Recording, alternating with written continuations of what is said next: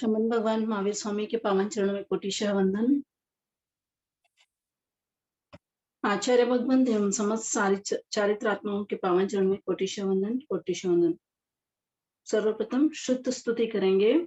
जो जन श्रद्धा भाव से करे शुद्ध का ज्ञान, ज्ञानावरणीय कर्म टले प्राप्त करे सद्ज्ञान।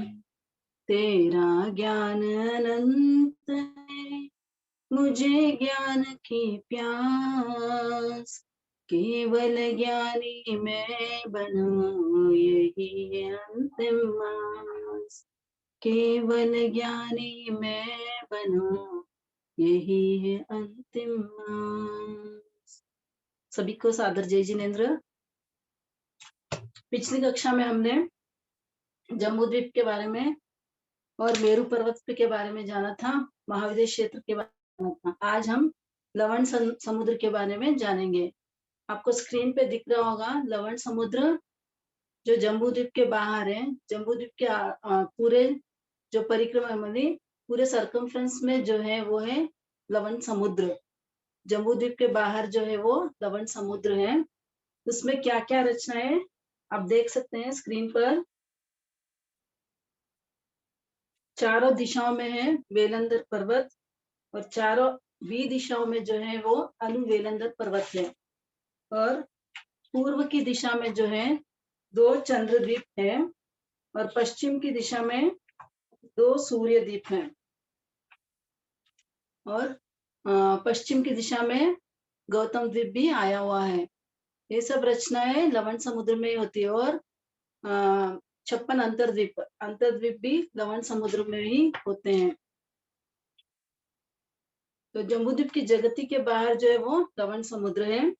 इसकी चौड़ाई जो है 2 लाख योजन की है। लवण समुद्र की चौड़ाई जो है 2 लाख योजन की है और इसकी परिधि है 15,81,139 योजन से थोड़ी कम की, यानी 15,81,139 योजन से थोड़ी कम है।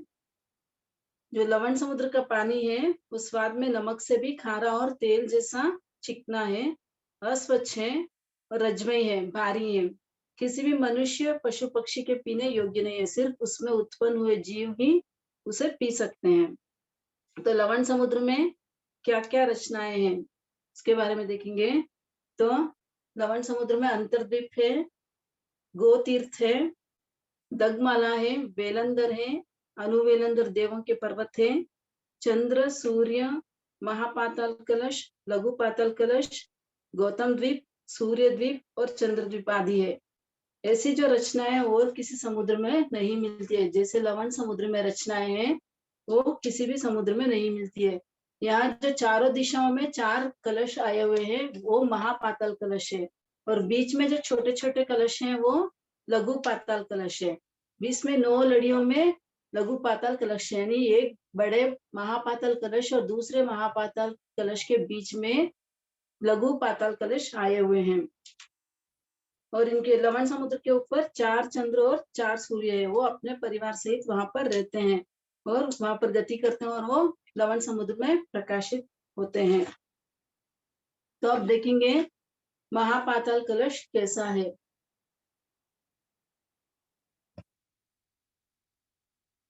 ये जो महापाताल कलश है ये लवण समुद्र के चारों दिशाओं में आए हुए हैं। ये लंबाई में 1 लाख योजन के महापाताल कलश जो है इसकी लंबाई जो है 1 लाख योजन की है और इसका मुख जो है 10,000 योजन का है और नीचे भी तल में भी 10,000 योजन का ये चौड़ाई है। चौड़ाई इसकी 10,000 योजन की है और बीच में जो इसकी चौड़ाई है वो 1 लाख योजन की है। पूरी लंबाई 1 लाख योजन की है, बीच में जो चौड़ाई है वो भी 1 लाख योजन की है। इसमें जो है पहले जो 1/3 भाग है, यानी 33,333.1/3 योजन में वायु का है, सिर्फ वायु है, हवा है। बीच में जो है 33,333 1/3 धनुष में वायु और पानी है, यानी अक्षय और वायु का है। और ऊपर जो 33,333 1/3 योजन में सिर्फ आपका ही है, पानी है यहाँ पर। और इसकी जो मोटाई है, महापाताल कलश की जो मोटाई है वो 1000 योजन की मोटाई है। ऐसे यह महापाताल कलश है। इसमें जो है महार्दिक देव का अधिकार चलता है। महार्दिक देव जो है उसका अधिकार इन पाताल कलशों पर होता है। जो एक कुल कितने होते हैं छोटे पाताल कलश जो है, एक एक लड़ी में 9 लड़ियां है। वैसे एक एक लड़ी में 215 ऐसे शुरू होंगे और अंत में 215 पहली लड़ी में होगी, दूसरी लड़ी में 216 होगी दूसरी पंक्ति में, तीसरी पंक्ति में 217, चौथी पंक्ति में 218 छोटे पाताल कलश होंगे, पांचवी पंक्ति में 219 छोटे पाताल कलश होंगे, छठी पंक्ति में 220 छोटे पाताल कलश होंगे, सातवीं पंक्ति में 221 होंगे, आठवीं में 222 होंगे और नौवीं पंक्ति में 223 छोटे पाताल कलश होंगे। इस प्रकार कुल पाताल कलश जो है 1971 छोटे पाताल कलश है। 1971 पाताल कलश है। एक महापाताल कलश और दूसरे महापाताल कलश के बीच में 1971 है। तो चारों के बीच में इंटू 4 करने पर 7884 छोटे पाताल कलश होंगे। 1971 एक महापाताल कलश और दूसरे महापाताल कलश के बीच में होंगे, तो 4 के बीच में 7884 लघु पाताल कलश होंगे। ये लघु पाताल कलश है।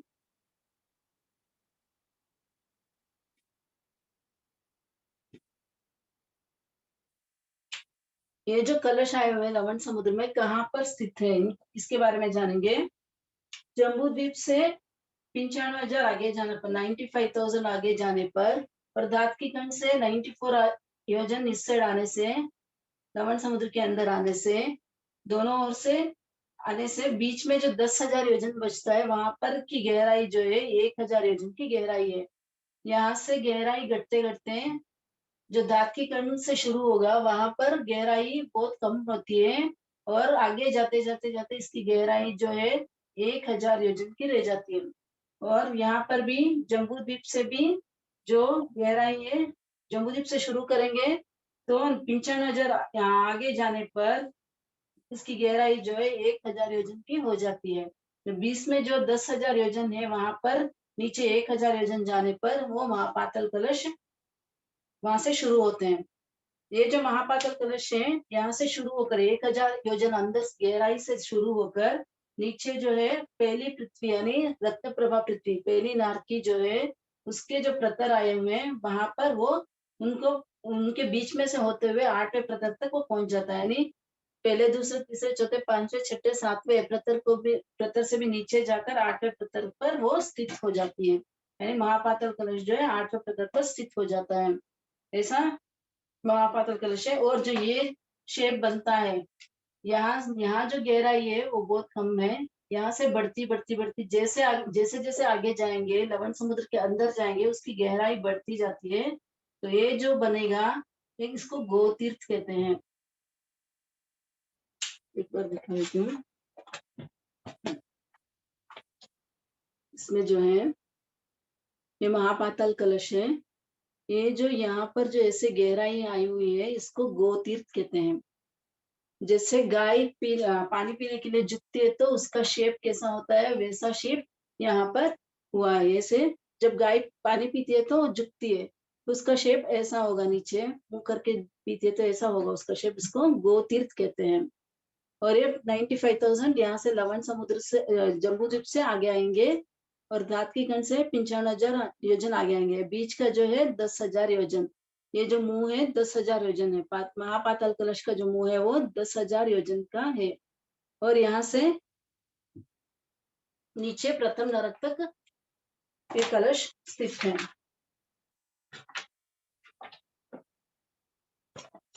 यहाँ पर इस पिक्चर में देख सकते हैं आप। ये जो है पहला प्रतर है। ऐसे 1 2 3 4 5 6 7 प्रतर को चीर कर नीचे 8वें प्रतर पर ये महापाताल कलश स्थित है।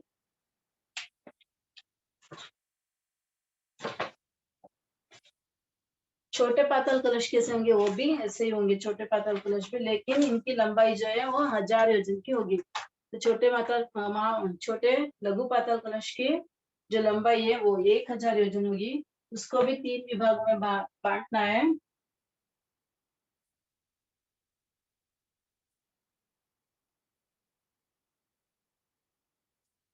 तो ये 1000 योजन की हो गई। यहाँ पर जो है 333 1/3 योजन का विभाग हो जाएगा। इसमें भी 333 धनुष 1/3 योजन का दूसरा विभाग होगा। 333 1/3 योजन का ये तीसरा विभाग होगा। यानी यहाँ पर 333 1/3 योजन में वायु का है, 333 1/3 योजन में वायु का है और तप का है, और 333 1/3 योजन में अप का है यानी पानी है।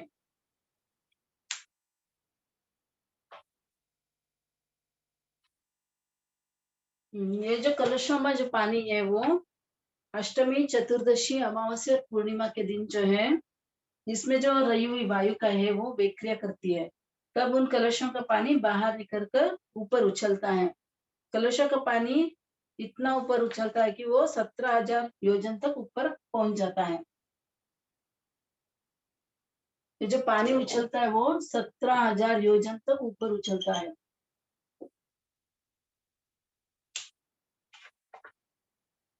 और उसके ऊपर 2 कोस की वेल चढ़ जाती है। उसके ऊपर 2 कोस का वेल चढ़ जाती है। यानी सभी कलशों में से एक ही बार अगर बेक्रिया करते हैं तो ऐसे 2 कोस की वेल चढ़ जाती है।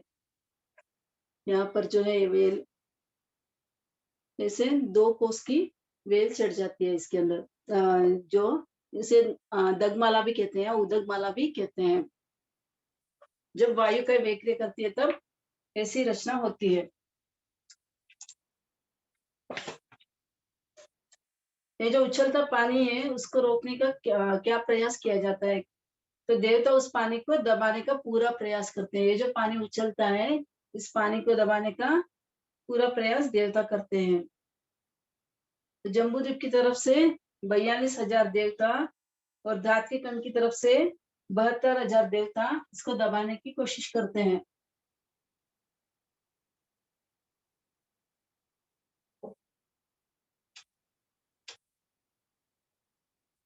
जम्बूद्वीप की तरफ से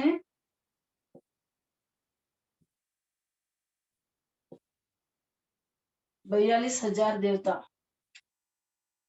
और धात के कण की तरफ से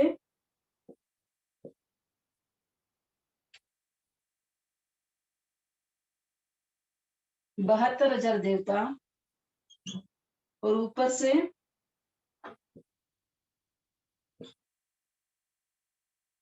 60,000 देवता इस पानी को दबाने की कोशिश करते हैं। एक बार वो बोलते हैं, जम्बूद्वीप की तरफ से 42,000 देवता और धात की गण की तरफ से 72,000 देवता और ऊपर से 60,000 देवता जो है इस पानी को दबाते हैं। उन्हें वेलंदर देव कहते हैं। तो क्या इस पानी का प्रभाव जम्बूद्वीप पर पड़ता है? ये सब जो पानी उछलता है क्या उसका प्रभाव जम्बूद्वीप पे पड़ता है क्या? तो भगवान फरमाते हैं नहीं पड़ता है, क्योंकि जम्बूद्वीप में तीर्थंकर, केवली, चक्रवर्ती, वासुदेव, बलदेव, प्रति वासुदेव, साधु साध्वी, श्रावक श्राविका, सम्यक दृष्टि और 14 नदियां की जो देवियां है वो है।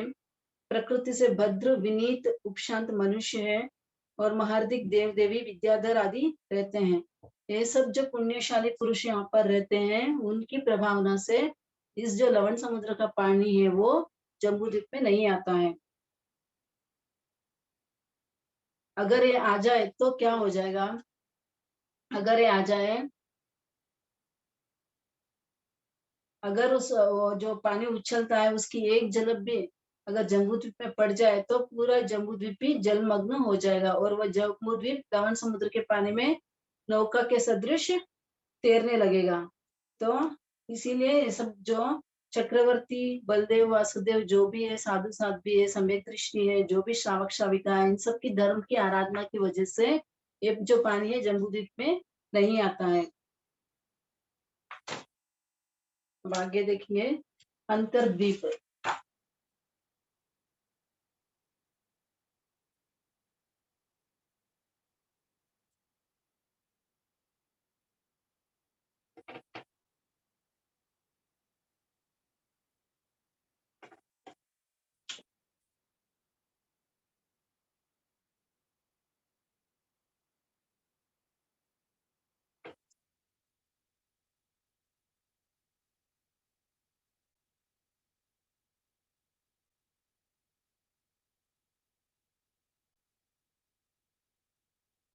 ये जो भरत क्षेत्र है, ये जम्बू द्वीप है,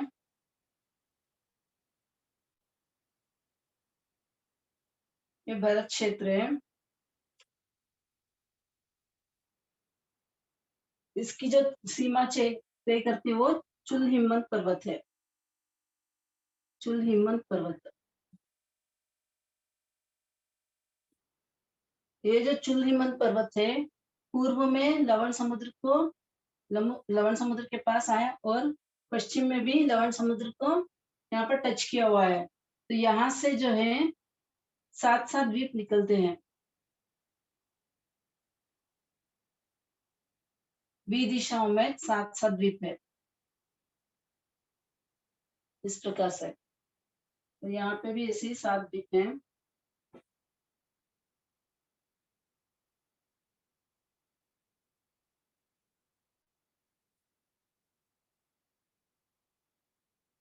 और यहाँ पे एरावत क्षेत्र पर भी, एरावत क्षेत्र सीमा पर जो है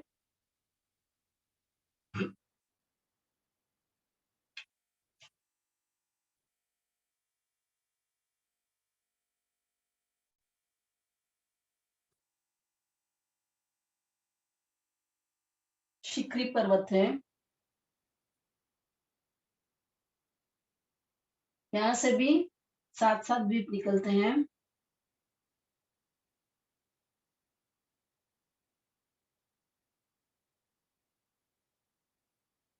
इससे भी 7-7 द्वीप है।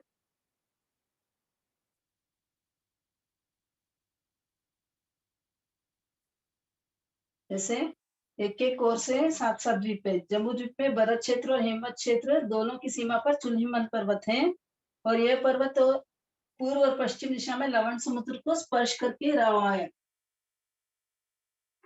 तो इसके चारों भी दिशाओं में, यानी ईशान कोण, आग्नेय कोण, नैऋत्य और वायव्य कोण, इन चारों भी दिशाओं में 7-7 अंतर्द्वीप रहे हुए। एक एक भी दिशा में 7-7 होने से 28 अंतर्द्वीप हुए। यहाँ पर 7-7 और 7 ऐसे 28 द्वीप हुए। और वापस जो एरावत क्षेत्र है, जम्मू एरावत क्षेत्र है, वहां पर भी 7-7 ऐसे 28 द्वीप होते हैं। कुल मिलाकर 56 अंतर्द्वीप होते हैं।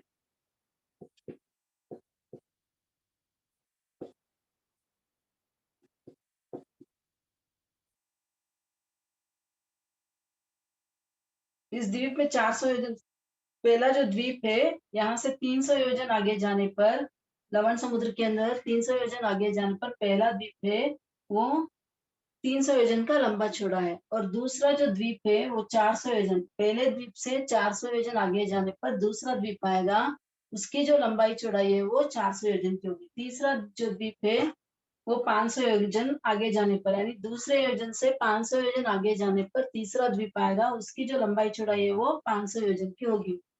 उसके आगे जो चौथा द्वीप है, उस 600 योजन आगे जाने पर चौथा द्वीप आएगा, उसकी जो लंबाई चौड़ाई है वो 600 योजन की होगी।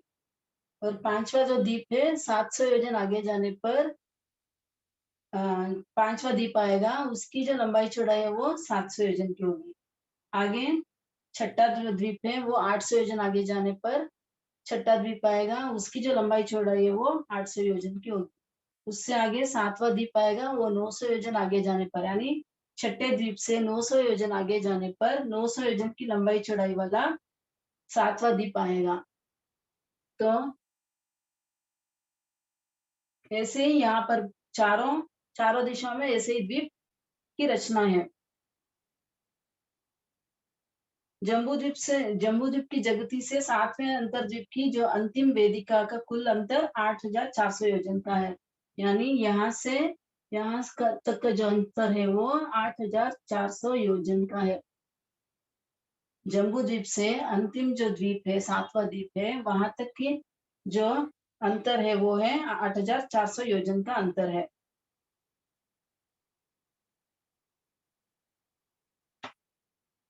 प्रत्येक अंतर्द्वीप के चारों तरफ पद्मावर वेदिका है, यानी एक एक अंतर्द्वीप के चारों तरफ पद्मावर वेदिका है।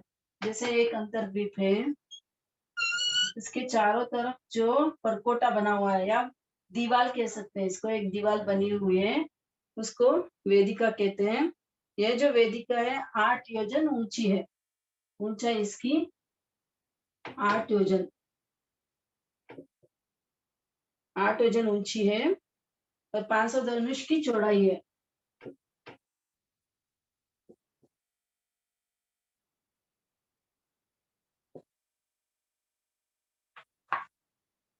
और चारों ओर से वनखंड से घिरी हुई है, चारों ओर से वनखंड से ये घिरी हुई है। इसकी वजह से जो है लवण समुद्र का पानी इसके अंदर नहीं आता है, यानी द्वीपों के अंदर वो पानी नहीं आता है। इन अंतरद्वीपों में जो अंतरद्वीप के नाम है उसी नाम वाले युगलिक मनुष्य रहते हैं। एक एक अंतरद्वीप की भी नाम है, तो 56 अंतरद्वीप है। 56 अंतरद्वीप में जो रहने वाले मनुष्य हैं वो उनके नाम से पहचाने जाते हैं। जो पहला अंतरद्वीप है उसका नाम जो होगा उसमें जो मनुष्य रहेंगे उनके नाम से वो जाने जाएंगे, वो युगलिक मनुष्य होते हैं। और वो सब एकांत मिथ्या दृष्टि होते हैं, अल्प कषाई वाले होते हैं, सरल परिणामी होते हैं, एकांत मिथ्या दृष्टि होते हैं। उनकी जो अवगाना होती है 800 धनुष की अवगाना होती है और उम्र उनकी पल्योपम के असंख्यात भाग की होती है। वो जो मनुष्य अंतर्द्वीपी मनुष्य है उनकी अवगाना कितनी होगी? 500 धनुष की अवगाना होगी।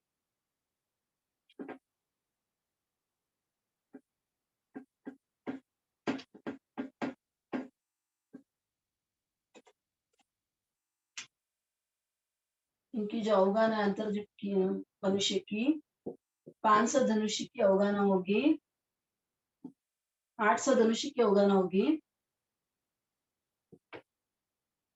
और उम्र जो है इनकी पल्योपम का असंख्यातवा भाग,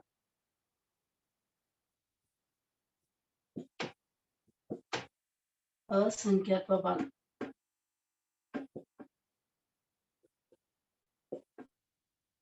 इनकी अवगान 800 धनुष की होगी और उम्र उनकी होगी पल्योपम का असंख्यातवा भाग। ये सभी एकांत मिथ्या दृष्टि होते हैं।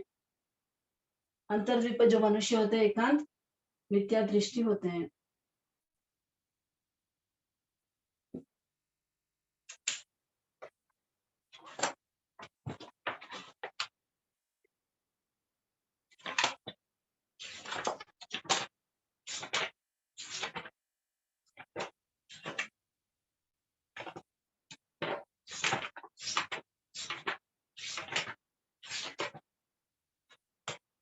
इस प्रकार से इस पिक्चर में आया हुआ है, आप देख सकते हैं। जम्बू द्वीप है और शिकरी पर्वत है, नीचे जो है चुलीमन पर्वत है। यहाँ से चारों विदिशाओं में अंतर्द्वीप लवण समुद्र में आए हुए हैं।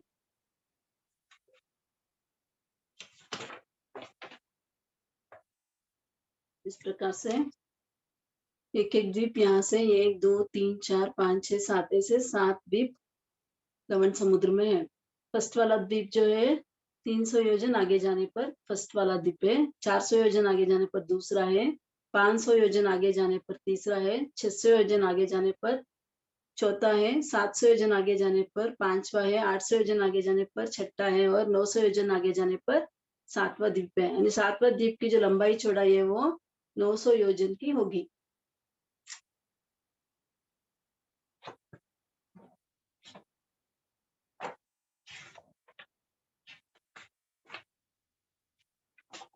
ये हो गया अपना लवण समुद्र का वर्णन। किसी को कुछ डाउट्स है इसमें से?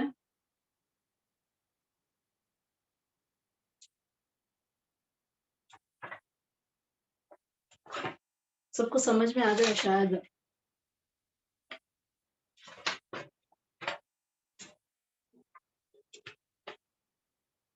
कुछ डाउट्स है किसी को?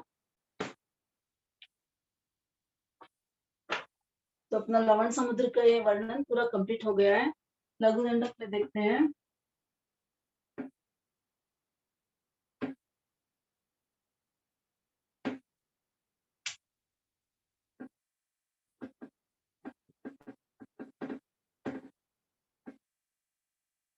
पिछली कक्षा में हमने दृष्टि द्वार और दर्शन द्वार किए थे।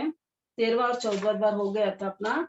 अभी आज 15वां द्वार करेंगे। 15वां ज्ञान अज्ञान द्वार।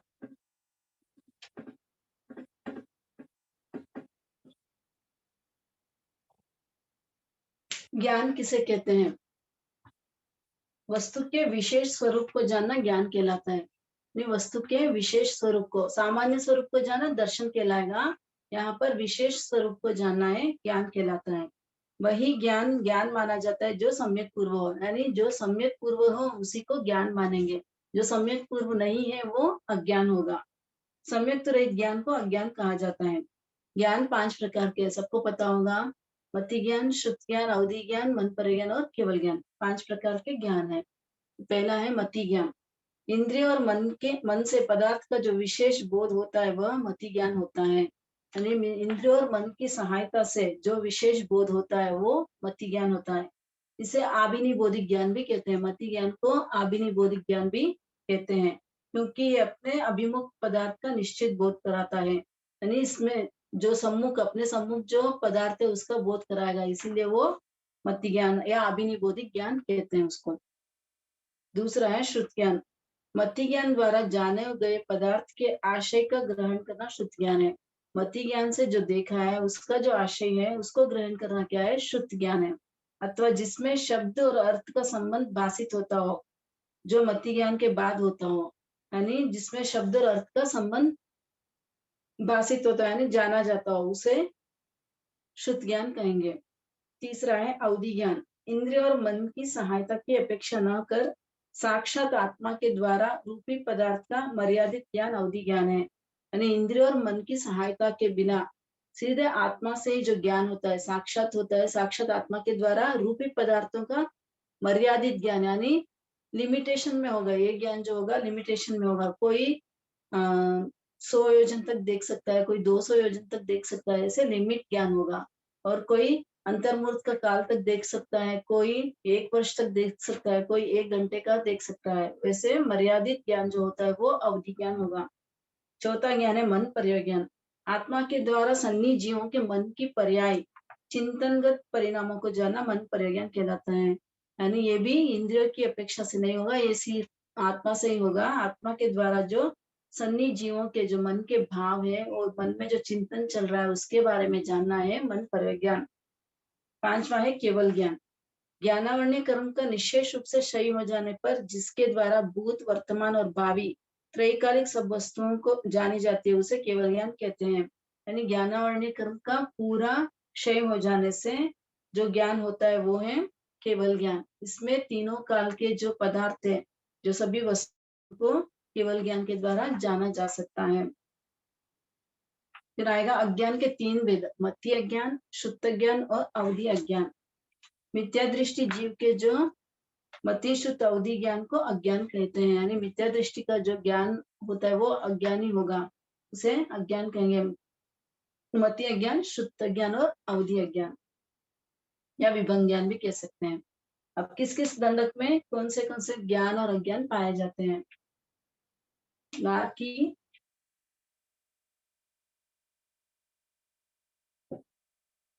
भवनपति से नवग्रह व्यक्त।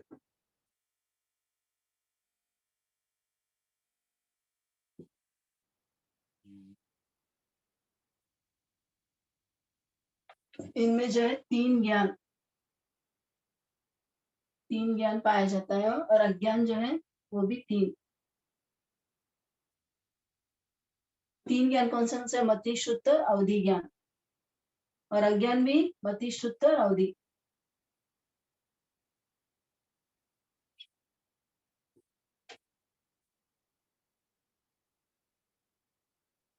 तीन अज्ञान में मति, शुद्ध और अवधि अज्ञान होगा।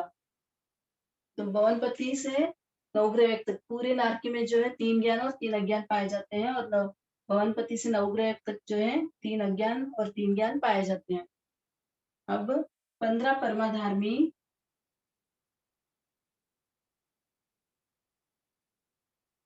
और 3 किलविशी। 15 परमाधार्मी और 3 किलविशी जो है वो एकांत मिथ्या दृष्टि है, तो ज्ञान नहीं होगा, ज्ञान शून्य है। और अज्ञान 3 होंगे, मति, शुद्ध और अवधि अज्ञान। 5 अनुत्तर विमान,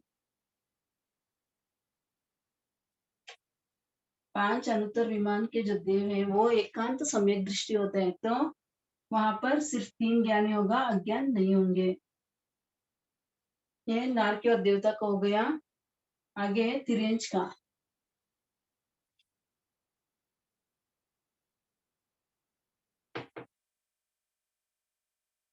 तिर्यंच गति में 5 स्थावर,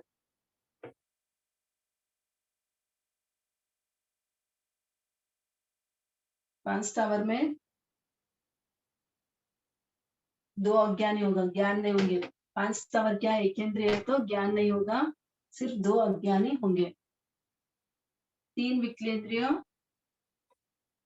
और 5 असन्निहित तिर्यंच पंचेंद्रिय में। इनमें अपर्याप्त अवस्था में ज्ञान होता है, तो 2 ज्ञान होगा और 2 अज्ञान होंगे, कुल होंगे 4।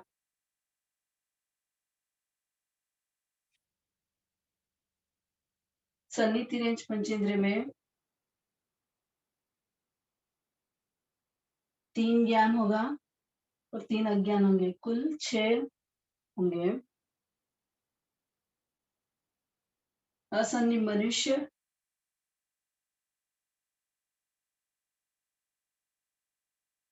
और 56 अंतर्द्वीप।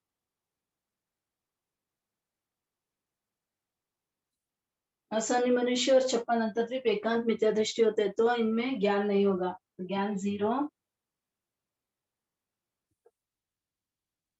और अज्ञान 2 ही होगा। क्या में 56 अंतर्द्वीप में अवधि अज्ञान नहीं होता है, सिर्फ मति और शुद्ध अज्ञान ही होगा। असन्निहित मनुष्य में मति और शुद्ध अज्ञान होंगे, तो 2 अज्ञान होंगे। युग्लिक में 30 अकर्म भूमि में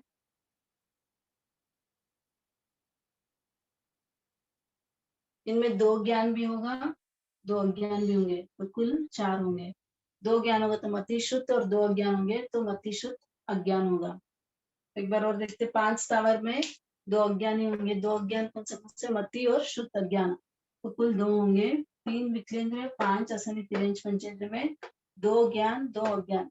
अपर्याप्त अवस्था में ज्ञान हो सकता है, मति शुद्ध ज्ञान होगा, और पर्याप्त होने के बाद अज्ञान ही रहेगा, तो 2 अज्ञान होगा, मति शुद्ध अज्ञान, तो कुल 4 होंगे। सन्निहित तिर्यंच पंचेंद्र में 3 ज्ञान और 3 अज्ञान, यानी मति शुद्ध अवधि ज्ञान होगा, मति शुद्ध अवधि अज्ञान होंगे, तो 3 और 3 6 होंगे कुल। असन्निहित मनुष्य और 56 अंतर्द्वीप में ज्ञान नहीं होगा, क्योंकि वो एकांत मिथ्या दृष्टि है, तो 2 अज्ञान है, मति शुद्ध अज्ञान। 30 अकर्म मनुष्य सम्यक दृष्टि भी होते हैं और मिथ्या दृष्टि भी होते हैं, तो ज्ञान भी होंगे और अज्ञान भी होंगे। तो ज्ञान होगा तो 2 ज्ञान होगा, मति शुद्ध ज्ञान होगा, और अज्ञान होगा तो 2 अज्ञान होंगे, मति शुद्ध अज्ञान, कुल 4 होंगे। आगे कर्म भूमिज मनुष्य में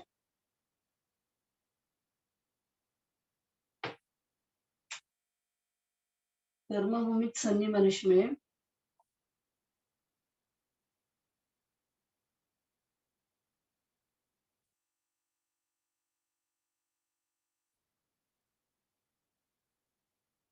5 ज्ञान, 5 ज्ञान हो सकते हैं, मति शुद्ध अवधि मन पर ज्ञान और केवल ज्ञान, और अज्ञान हो तो 3 अज्ञान भी हो सकते हैं, तो कुल 8 होंगे। और सिद्ध भगवान में सिर्फ केवल ज्ञान होगा, एक ही ज्ञान होगा, सिर्फ केवल ज्ञान, अज्ञान नहीं है, तो यहाँ पर एक। कर्म भूमि सन्नि मनुष्य में 5 ज्ञान हो सकते हैं और 3 अज्ञान भी हो सकते हैं। 5 ज्ञान मति शुद्ध अवधि मन पर ज्ञान और केवल ज्ञान, क्योंकि कर्म भूमि सन्नि मनुष्य है, तो वो दीक्षा भी ले सकते हैं, दीक्षा लेने के बाद ही मन पर ज्ञान हो सकता है। मन पर ज्ञान किसको होगा, 14 पूर्वधारी मुनियों को ही मन पर ज्ञान हो सकता है। तो कर्म भूमि मनुष्य में 5 ज्ञान होंगे और 3 अज्ञान भी हो सकते हैं, कुल 8 होंगे। और सिद्ध भगवान में एक केवल ज्ञान ही पाया जाता है, तो एक ही मिलेंगे। आगे का द्वार है योग द्वार। 16वां द्वार है योग द्वार।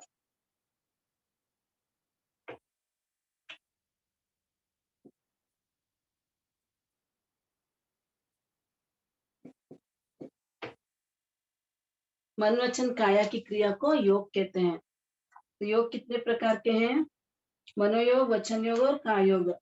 मनोयोग के 4 भेद हैं। मनोयोग के 4 भेद कौन से, सत्य मनोयोग, असत्य मनोयोग, मिश्र मनोयोग, व्यवहार मनोयोग। वचन योग के भी 4 भेद होंगे, सत्य, असत्य, मिश्र और व्यवहार भाषा। और काय योग के 7 भेद होंगे, औदारिक काय योग, औदारिक मिश्र, वेक्रिय, वेक्रिय मिश्र, आहारक, आहारक मिश्र और कार्बन काय योग होंगे। ये 7 भेद काय योग के होंगे। कुल 15 योग होंगे। योग के 15 भेद होते हैं। इन 15 भेदों में से किस किस में कितने कितने भेद पाए जाते हैं? नारकी और देवता में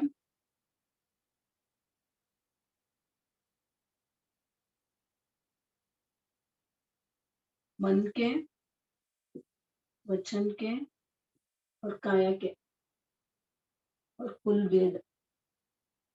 तो मन के चारों मन के पाए जाएंगे, वचन के भी 4 होंगे और काया के 3 होंगे।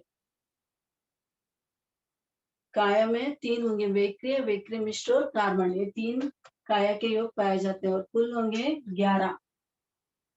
कुल 11 योग पाए जाते हैं। तार्क्य और देवता में 4 मन के पूरे होंगे, 4 वचन के पूरे होंगे। सत्य मनोयोग, असत्य मनोयोग, मिश्र मनोयोग, व्यवहार मनोयोग, चारों मिलेंगे। वचन योग में भी चारों मिलेंगे, सत्य, असत्य, मिश्र और व्यवहार भाषा चारों मिलेंगे। काया में जो है वेक्रिय, वेक्रिय मिश्र और कार्बन, ये 3 मिलेंगे। तो कुल होंगे 11 योग। 11 योग पाए जाते हैं तार्क्य और देवता में। 4 स्थावर में, 4 स्थावर में मन नहीं है और वचन भी नहीं है, क्योंकि एकेंद्रिय है तो मन और वचन दोनों भी नहीं है। वचन यानी मुंह नहीं है तो वचन योग होगा नहीं। काया के कितने होंगे? 3 होंगे, औदारिक, औदारिक मिश्र और कार्बन, ये 3 4 स्थावर में पाए जाते हैं। कुल योग कितने होंगे? 3 होंगे। वायुकाय में, वायुकाय को यहाँ पर अलग लिया है क्योंकि वो उसमें वेक्रिय करने की शक्ति होती है। तो यहाँ पर मन भी नहीं है, वचन भी नहीं है। काया में बढ़ जाएंगे, वे औदारिक, औदारिक मिश्र होगा, वेक्रिय, वेक्रिय मिश्र होगा और कार्बन। इसे 5 काया पाई जाती है। काया के भेद 5 पाए जाते हैं। कुल योग 5 होंगे। योग 15 में से 5 योग पाए जाते हैं। वायुकाय में मन के नहीं है, वचन के नहीं है। काया में 5 योग पाए जाते हैं, औदारिक, औदारिक मिश्र, वेक्रिय, वेक्रिय मिश्र और कार्बन। ऐसे 5 भेद पाए जाते हैं। आगे 3 विकलेंद्रिय,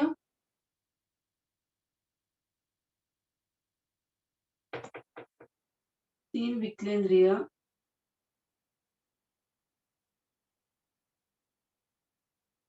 और असनी तिरेंज पंचेंद्र, असनी तिरेंज पंचेंद्र। इनमें मन नहीं है। 3 विकलेंद्र तो बेंद्र, तेंद्र, चौरेंद्र। बेंद्र में मुंह आ गया तो वचन भी होगा, ये एक व्यवहार भाषा ही पाई जाती है। वचन में भी ये व्यवहार भाषा पाई जाती है।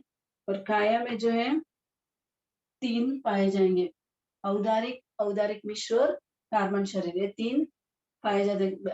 औदारिक, औदारिक मिश्र और कार्बन शरीर का योग, ये 3 योग पाए जाते हैं। कुल कितने होंगे? 4 योग पाए जाते हैं। 3 विकलेंद्र और असमित रेंज पंचेंद्र में मन नहीं है तो मन के भेद नहीं होंगे, वचन का 1 होगा और काया के 3 भेद मिलेंगे, तो कुल 4 भेद मिलते हैं। सन्नी तिरेंज पंचेंद्र में मन आ जाएगा। सन्नी तिरेंज पंचेंद्र में तो 4 मन के पूरे पाए जाते हैं, 4 वचन के भी है और काया के 5 मिलेंगे। औदारिक, औदारिक मिश्र, वेक्रिय, वेक्रिय मिश्र और कार्बन। सन्नी तिरेंज पंचेंद्र तो वो वैक्रिय भी कर सकता है। तो कुल कितने योग पाए जाते हैं? 13 योग। 15 योग में से 13 योग तिरेंज पंचेंद्र में पाए जाते हैं। आगे असन्नी मनुष्य में,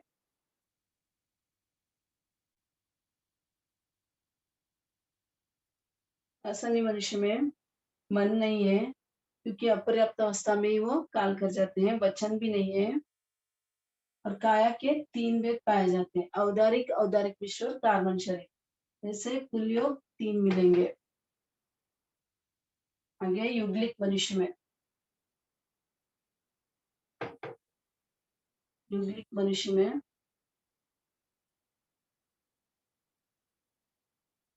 मन के 4 होंगे, वचन के भी 4 होंगे और काया के 3 होंगे, औदारिक, औदारिक मिश्र और कार्बन शरीर। ऐसे कुल 11 योग मिलते हैं। और कर्मोमित सन्नि मनुष्य में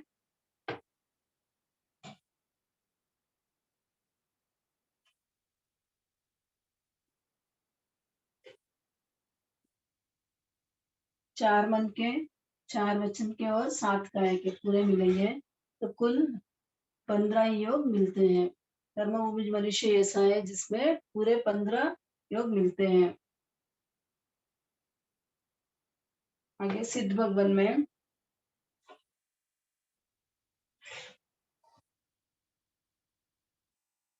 सिद्ध भगवन में मन और वचन नहीं है, काया भी नहीं है, अयोगी होते हैं। अयोगी होते हैं तो इनमें योग नहीं मिलेगा क्योंकि मन वचन काया योग अयोगी होते हैं तो योग नहीं है तो 0। सिद्ध भगवन में कुछ भी नहीं मिलेंगे, यानी अयोगी है। कर्मभूमि सन्नी मनुष्य 14 गुणस्थान वरती अयोगी होते हैं, यानी कर्मभूमि जो सन्नी मनुष्य है वो 14 गुणस्थान में अयोगी होते हैं। 5 स्थावर में एक स्पर्शेंद्रिय होने से उनमें मन वचन योग नहीं होते हैं। और वायुकाय में विक्रिय शक्ति होने से पर्याप्त अवस्था में वेक्रिय करने पर वेक्रिय और वेक्रिय मिश्र का योग होता है। 3 विक्लेंद्रिय और असन्नी तिरंज पंचेंद्रिय में अव्यक्त वचन योग होने से व्यवहार भाषा ही होती है, यानी एक ही व्यवहार भाषा ही कही जाती है। असन्नी मनुष्य श्वासोच्छ्वास पर्याप्ति को पूर्ण किए बिना ही काल कर जाते हैं, यानी 3 पर्याप्ति पूर्ण होती है, चौथी पर्याप्ति है श्वासोच्छ्वास पर्याप्ति, उसको पूर्ण किए बिना ही वो काल कर जाते हैं। और वचन योग तो भाषा पर्याप्ति पूर्ण होने पर ही होती है। वचन कब होगी? भाषा पर्याप्ति जब पूर्ण होगी तभी वचन योग होता है, इसलिए इनमें वचन योग नहीं कहा गया है। बाकी इंद्रिय तो 5 ही होते हैं, असन्नी मनुष्य में 5 इंद्रिय होती है, लेकिन वचन योग नहीं कहा गया क्योंकि वहां पर भाषा पर्याप्ति को पूर्ण नहीं किए हुए। शनि तिरंज पंचेंद्र और कर्मभूमि शनि मनुष्य में वेक्रिय लब्धि का प्रयोग करने पर पर्याप्त अवस्था में वेक्रिय और वेक्रिय मिश्र का योग पाया जाता है। शनि तिरंज पंचेंद्र में वेक्रिय और वेक्रिय मिश्र का योग का भी प्रयोग होता है। और शनि मनुष्य को आहारक लब्धि का प्रयोग करने पर पर्याप्त अवस्था में आहारक आहारक मिश्र का योग होता है। तो कर्मभूमि मनुष्य में इसीलिए 7 योग लिए गए, 7 काय योग, काया के 7 भेद लिए गए हैं। ये हो गया योग द्वार। आज अपन इतना ही रखेंगे। और किसी को कुछ डाउट्स है क्या? इसमें से किसी को कुछ पूछना है?